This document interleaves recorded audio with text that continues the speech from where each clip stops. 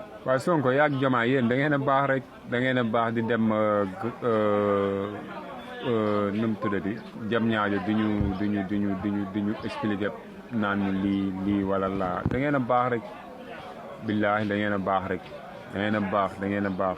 man de dama bokk ci ñi nga xamante ni bu leen neexoon bu leen ma leeral dara bu leen ma rendre compte bu leen ma leeral dara parce que ku jóge ci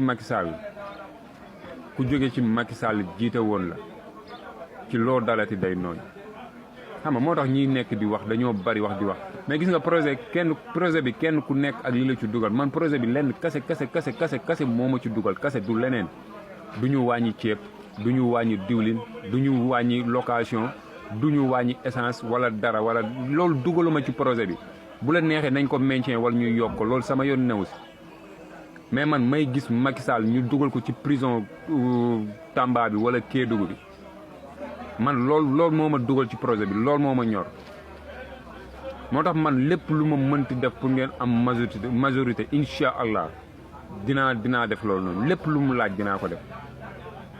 parce que man sama projet man mooy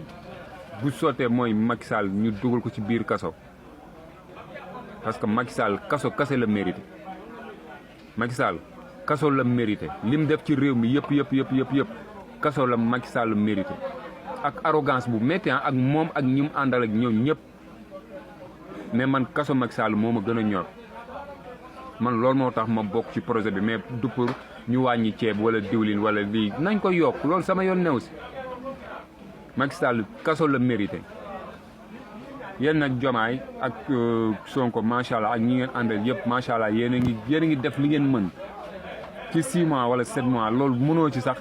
mënoo jigéen sax boo ci tëddee ak moom mënu cee am doom ñi ngi seen ginnaaw tey suba ak ëllëg ak gannaaw suba niñ defoon ba ñii ngeen jëlee leen fi ci 54 virgule nangam incha allah yàlla nañ ci yàlla yóbbuwaat ak jàmm bii mooy gën a sax garaaw incha allah parce que dañoo soxla majorité bi ñii boo leen gisee ñuy xëccoo naan ay lii ak li c'est parce que dañoo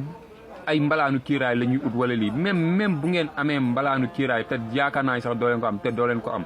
bu soobee yàlla di ngeen dem prison ñi fi nekkoon di yàq alalu askan bi di rey nit ñi